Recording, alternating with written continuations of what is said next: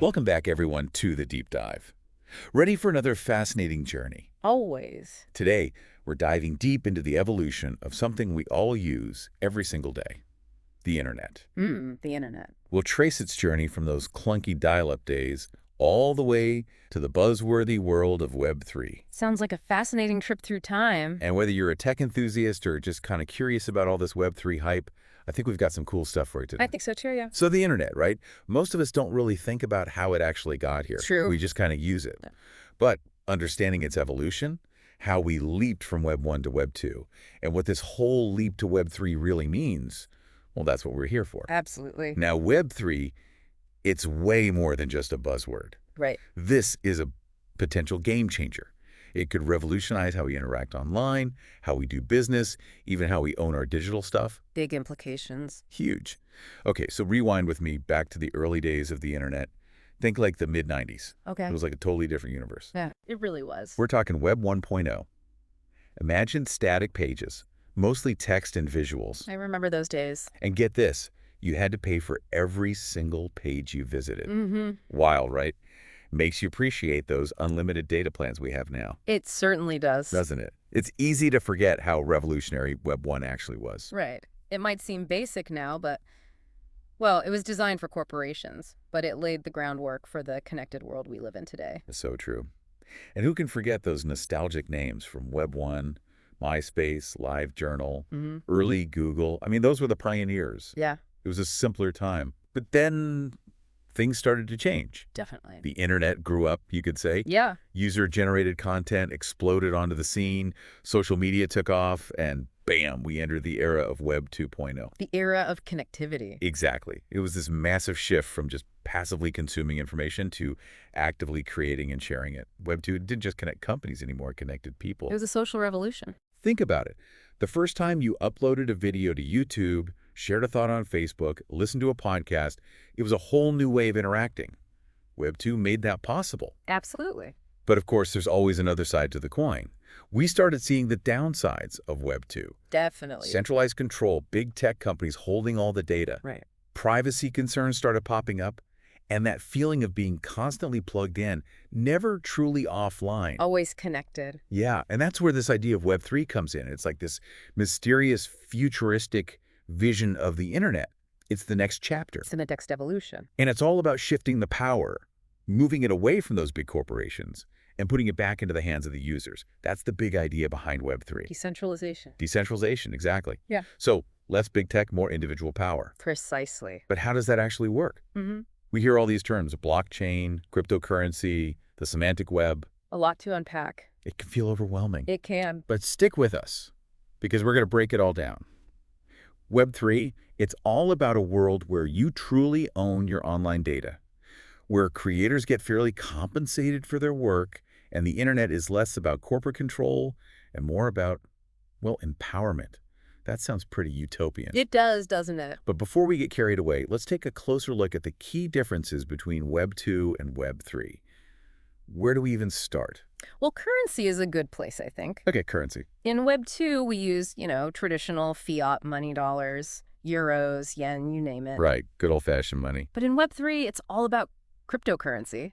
Think of it as digital money that operates independently of central banks. So instead of relying on banks and financial institutions, we're using these digital tokens Exactly. to exchange value online. Okay, I think I'm starting to get that. Yeah. But what about all the data we generate online? Right. Who owns that in a Web 3 world? That's a crucial distinction. Yeah. In Web 2, corporations control most of that data. Right, that's the problem. But in Web 3, the goal is to put ownership back into the hands of the users. Imagine having complete control over your data, deciding who has access to it and how it's used. That's a huge shift. It is. But realistically, isn't Web 2 still faster and more efficient than Web 3? I mean, blockchain, it seems like it's still catching up in terms of speed and scalability.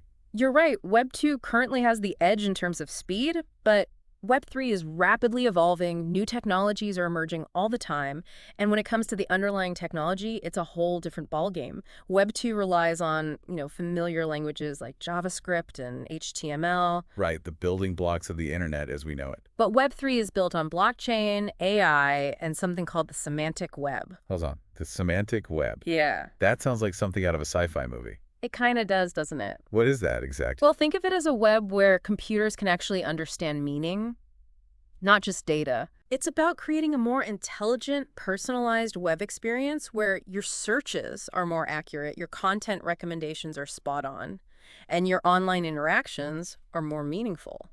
So we're talking about a web that's not just about connecting information, but about understanding and responding to our individual needs and preferences. Exactly. That's mind-blowing. Yeah. And this difference in technology, it leads to a whole new range of applications, right? Absolutely. Web 2 gave us social media, blogs, streaming platforms.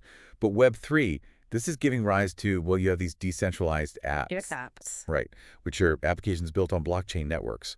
And they're transparent, Yeah. secure, Yeah. and they don't require those intermediaries. Right. And then there's the metaverse, immersive virtual worlds where you can interact with others, create content, even own digital assets. A whole new digital landscape. It sounds like it, Yeah. but what are the real-world benefits? Right. Why should someone who's not a tech whiz care about all of this? Yeah. That's the million-dollar question. But it really boils down to empowerment, control, and opportunity. Okay. Imagine a world where you have more privacy and control over your data.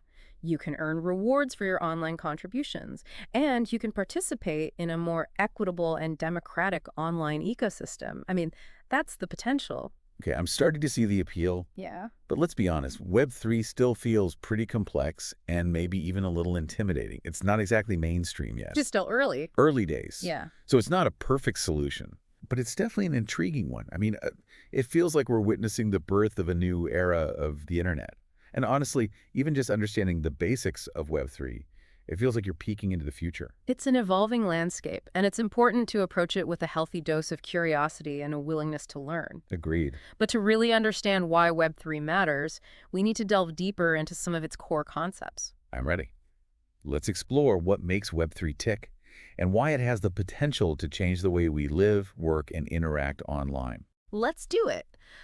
One of the most exciting aspects of Web3 is its potential to really transform how we think about community and collaboration.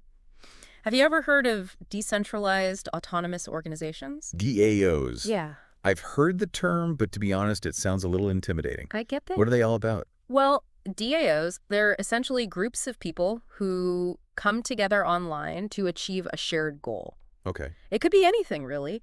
Managing a cryptocurrency investment fund, developing a new software project, even supporting a social cause. So it's like a digital collective. Exactly. But instead of a traditional hierarchical structure, decisions are made collectively by the members. Exactly. DAOs operate transparently and democratically with rules encoded in smart contracts on a blockchain. Smart contracts. Yeah. So there's no central authority calling the shots. Yep.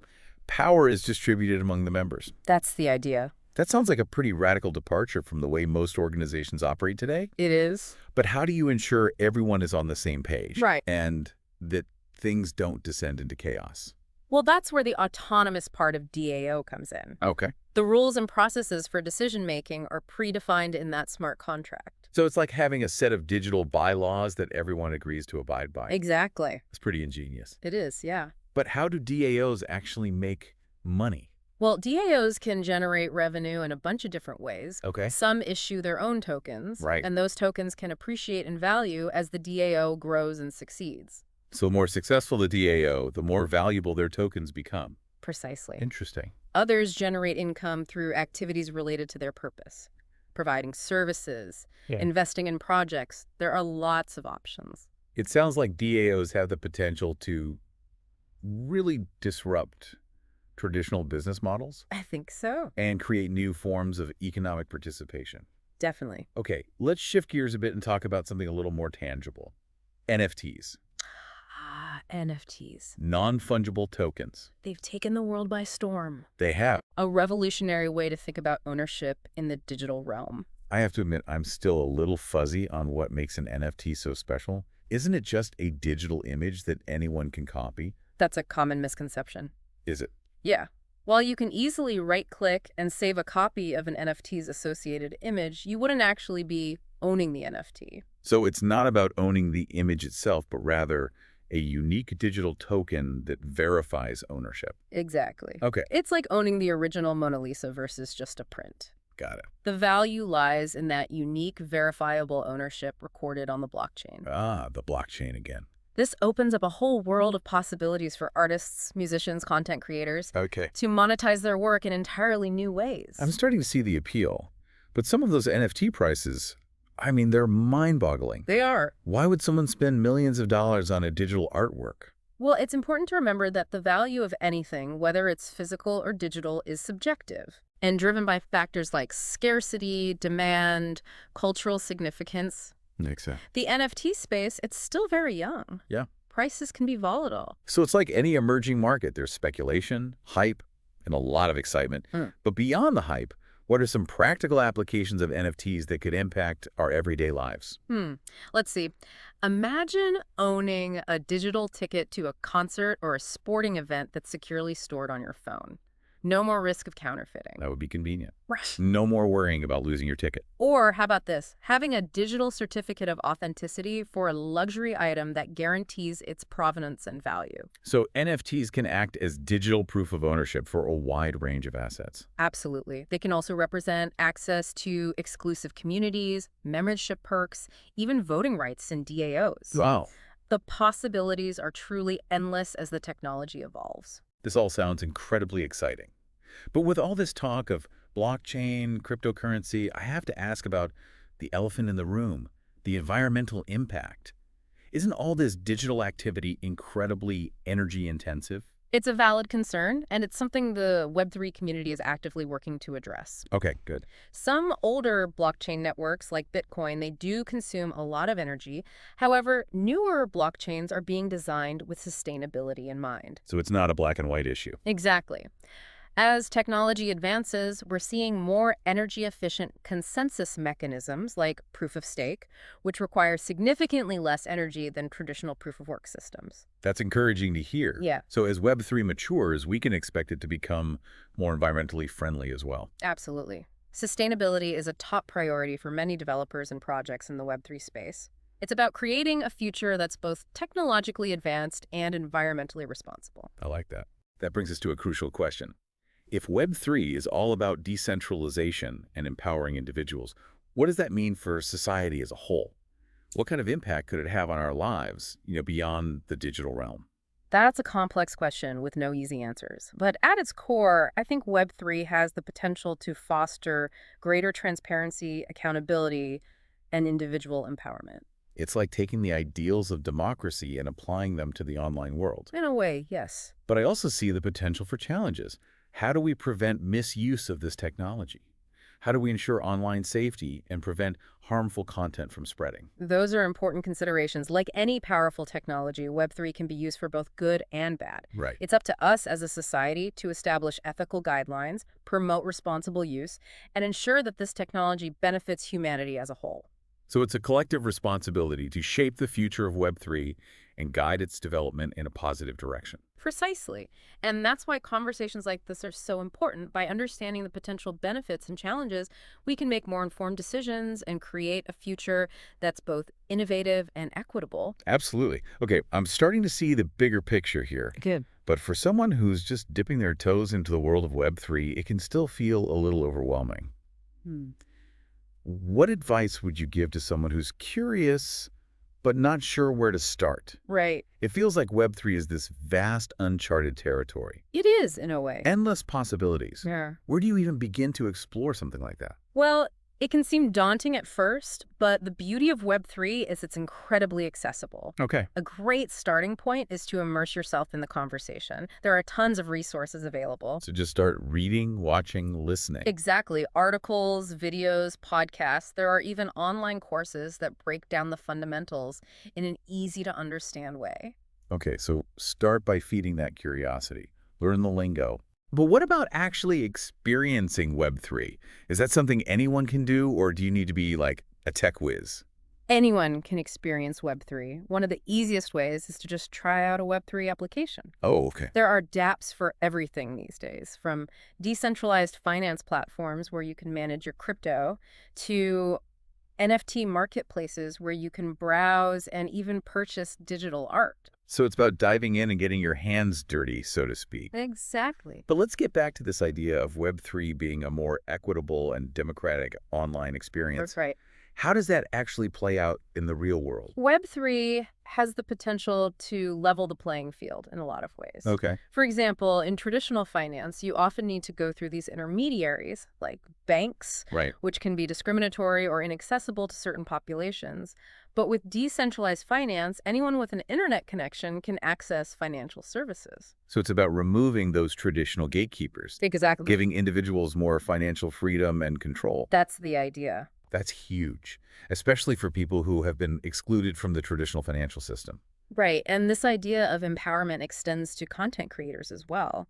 In Web 2, platforms like, say, YouTube or Spotify, they take a significant cut of creators' earnings. Yeah, they do. But with Web 3, artists, musicians, they can use NFTs to sell their work directly to fans, cutting out the middleman, retaining more control over their revenue. It's about shifting that balance of power back to the creators, giving Exactly. them more ownership and autonomy. Right. But with all these potential benefits, it's easy to get caught up in the hype. What are some of the challenges, some of the potential downsides we need to be aware of? You're right. It's important to approach Web3 with a critical eye. Okay. One of the biggest challenges is scalability. Okay, scalability. Blockchain technology, it's still relatively young, Yeah. and it needs to be able to handle a much larger volume of transactions to become truly mainstream. So it's about finding ways to make the technology more efficient, more robust. Exactly. There's also the issue of regulation. Ah, yes. The decentralized nature of Web3, well, it makes it difficult for governments to regulate, Right. which can be both a blessing and a curse, right? Definitely. It allows for innovation and freedom, but it can also create opportunities for bad actors. So it's a balancing act between fostering innovation and ensuring responsible use. Precisely. And finally, there's the challenge of user experience. Right. Usability. Right now, many Web3 applications are still quite complex. They require a certain level of technical knowledge. They do. Making Web3 more user-friendly, accessible to the average person, that's crucial for its widespread adoption. It's like those early days of the internet. It took time for things to become intuitive, user-friendly. Right. But as Web3 matures, I imagine we'll see those barriers to entry come down. Absolutely. As developers create more intuitive interfaces, Yeah. tools, Web3 will become more seamless, more integrated into our daily lives. Okay, so as we wrap up this deep dive, what's the one key takeaway you want listeners to walk away with? What's the most important thing to understand about Web3? I think Web3 is more than just a set of technologies. Okay, It's a paradigm shift in how we think about the internet. a paradigm shift. I like that. It's about empowering individuals, fostering transparency, collaboration, and creating a more equitable and democratic online experience. It's like we're witnessing the birth of a new digital era, It is. one where we have the opportunity to shape the internet into a more inclusive and empowering space. It's an exciting time to be alive, and I, for one, am eager to see where this journey takes us. As am I. And remember, the best way to understand Web3 is to explore it for yourself. Well, good advice. Stay curious, keep learning, and dive into this fascinating new world. This has been an incredible deep dive. It has. Thanks for joining us in this exploration of Web3. Until next time, keep those minds open and stay curious.